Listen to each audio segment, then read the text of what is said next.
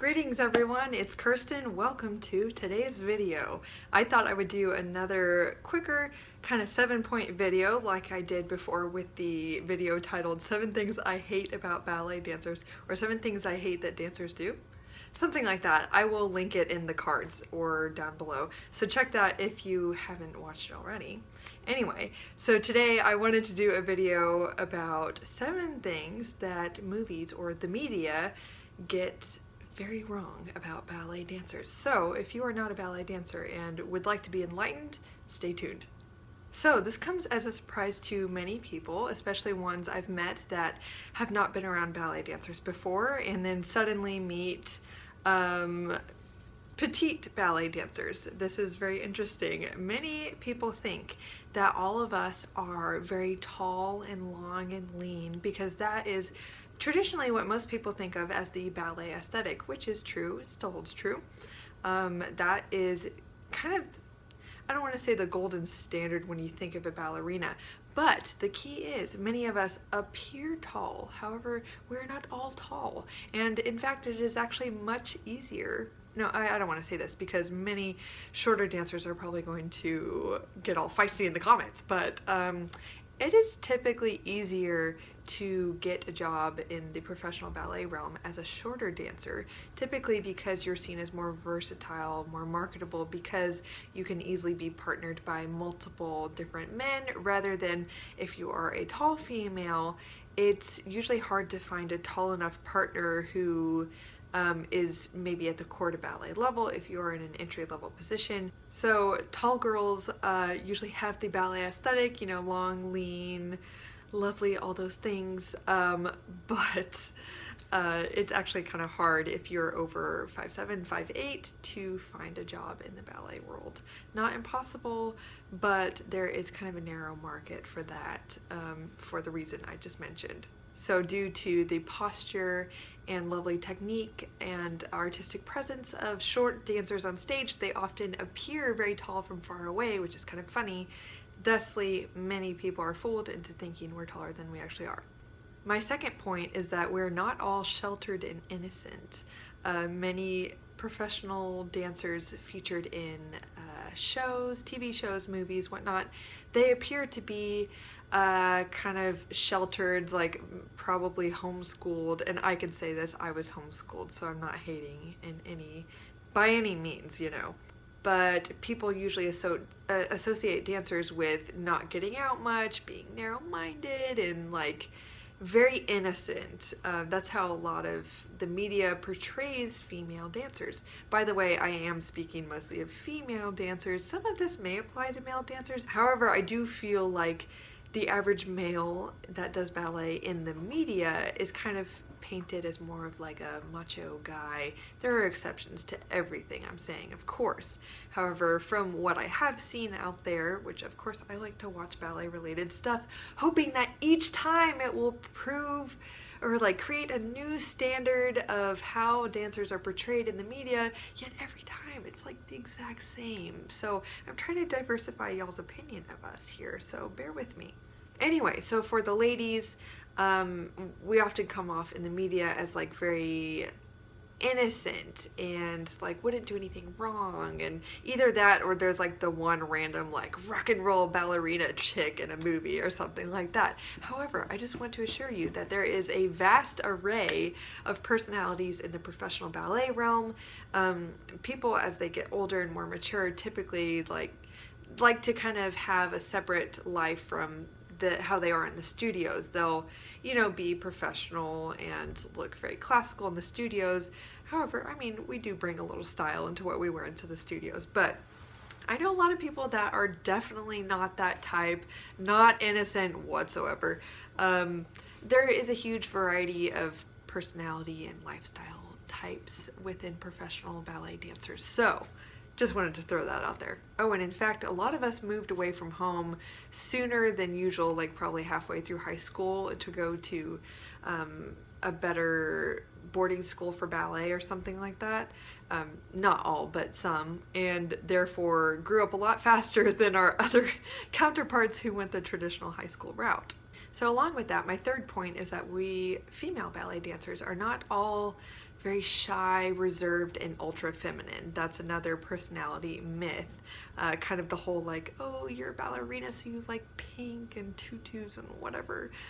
Yeah, I mean, I'm sure we all love a good tutu, wearing one that fits nicely and you feel really glamorous, but very few of us are actually that kind of like, well, of course we're feminine, but not all of us are like that pretty in pink kind of like girly girl type of people. We are, again, all types, and ballet attracts many people who are just really, really in love with a challenge, in love with just devoting themselves to something and being the best that they can be and trying their hardest every day. People who are almost addicted to that feeling of being alive, that's what attracts dancers to the professional realm of ballet, not because they love pink and they just want to be girly girls all the time. My fourth point is a fun one. We don't all have stage moms. This is a funny thing that I see in movies all the time for dance. And if you know the term dance moms, you've probably watched the show Dance Moms. It's hilarious for about 10 minutes, and then by the time I get that far in, I'm so stressed out and like so angsty. There's so much drama. Anyway, but we don't all have dance moms. In fact, my own mother was the type who really wanted me to get into sports. She had my twin sister and I try everything, not forcing us, but she wanted, well, both of our parents really wanted us to experience as much as we could and then really feel like we have the freedom to choose what we wanted. It was like a really amazing childhood. I'm so lucky. But my mom was secretly pretty sad to herself whenever my sister and I quit swimming because we were really good at it and had a promising future there, but we decided we liked ballet, and you know, our parents have supported us ever since. Now my sister doesn't dance anymore, of course, if you watch my channel. But yeah, my mom is definitely one of the types that would have been preferring to scream my name from the bleachers and not say bravo, you know. So I do find that a lot of parents of ballet dancers are not that type where they're like, what leotard are you wearing tomorrow? How much did you eat yesterday? And blah, blah, blah, blah, blah. You should do this and cross-train here. And blah, blah. You know, we don't all have stage moms or stage dads. I don't know. I'm sure stage dads exist. It's just not a common term. A lot of us have just fallen in love with the art form from a young age and encouraged our parents to get on board with it. My fifth point is that we're not all so intense and like closed off outside of the studio. Like, we can come off as intense in the studio, though we definitely have a good time with each other. Our work just requires an enormous amount of focus. However, outside of the studio, I find that we're typically like laid back as adults. I am also speaking from a professional, like adult perspective. To be honest, a lot of ballet students around the high school age do exhibit some stereotypical behaviors, so I'm kind of just speaking from a more adult perspective here. But a lot of us are very warm, open people, like very open actually. We don't usually just hang out with ballet people or only want to talk with ballet people or only want to talk about ballet. Like, usually we're so filled to our limit after the end of the day that we just want to be with normal people. We want to feel normal. Like, I cut my hair short because it helps me feel like a normal person, and I love having friends that are not dancers. A lot of us are that way because we strive for balance and we focus so much inside of the studio, and we're so, I guess you would say, intense there, not necessarily in personality, but in the way we approach our jobs, that, you know, we just kind of want to let loose and be as normal as possible outside.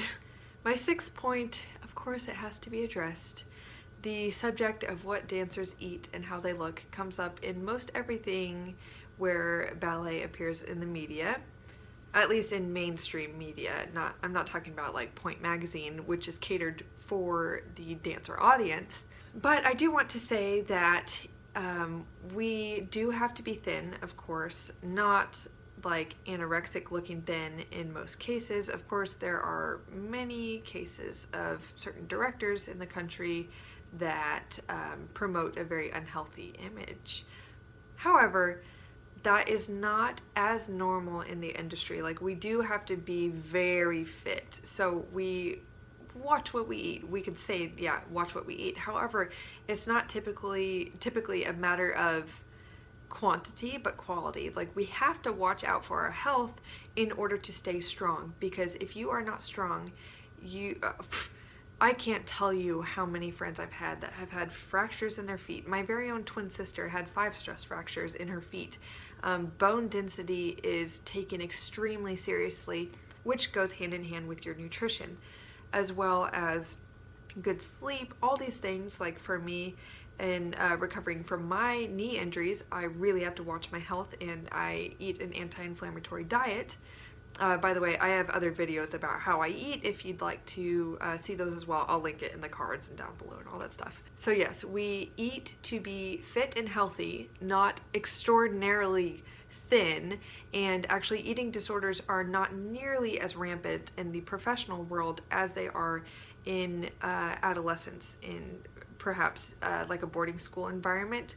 I do know that a very sad percentage of young dancers, especially females, do have their struggles with eating. I've had mine. Again, have a video on that if you want to watch my health story journey video. I talk about my childhood and growing up with, just having restrictive eating patterns. But, however, once you get into the professional realm, they're much less common because, first off, a lot of us are in our, what I call adult bodies. Like, we become more muscular, and we just kind of find a rhythm, a routine that works for us. When you're growing, I feel like there's just so much room for fluctuation, and you're also very impressionable at that young age. And since you haven't yet made it into the professional world, though it's like you never make it, we keep progressing, trying to get better positions, all that. When you haven't made it, there is a big pressure that you put on yourself to be perfect. And of course, images in the media are of adult dancers who are very thin, and so I'll speak from my perspective, going through disordered eating patterns. It does put a pressure on you to be thin by unhealthy means. However, you realize once you get into the professional realm, you have so many demands being put on your body to do extraordinarily athletic things all day, every day, that you can't afford to do that for your health. Last but not least, number 7 is that we are very nice to each other. I touched on this in another video where it was called "Is Ballet Cutthroat?" and I talked about how the environment is in the studio and how we treat each other. But I will say in this video that we are very nice to each other typically. I mean, problems happen, you put together people in a room all day, every day, and tensions rise up sometimes. But typically we act like one big happy family, and we're very supportive of each other, though it is a very competitive environment, being completely honest. We're typically very nice and supportive, and if not of everyone, like, you always find your couple friends, and like, they're the best friends you'll ever have in the studio. I'm sure anybody who's been entrenched in a particular craft, once you find your people that just get you and are there for you, and they're around you all day, like, you're tight. So I'll say that generally we're very nice to each other, not that Black Swan movie kind of competitive, put glass in your point shoes or whatever happens. I don't know. I did not watch that film. I will never watch that film, but I've just had so many people ask me about it, tell me about it, say, is that really true? And no, it was a horror movie. You really think that's true?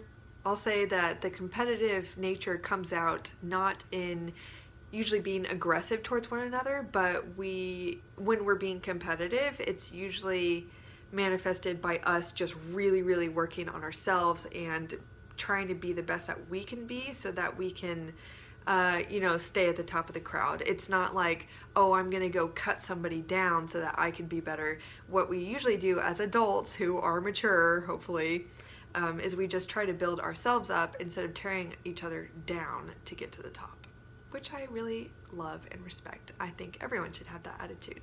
So I will sign off now. If you like this video, please like and share it. If you want your friends to see it, I would appreciate it.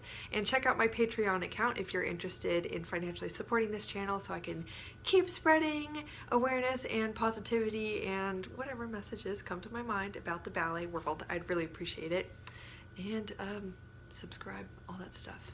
So, oh, and follow me on Instagram because I have one of those now for Twin Talks Ballet, at Twin Talks Ballet, of course. So, with that, I will see you next time, or you'll see me. I'll just talk to you, but you'll see me. Yeah, okay. Bye, guys.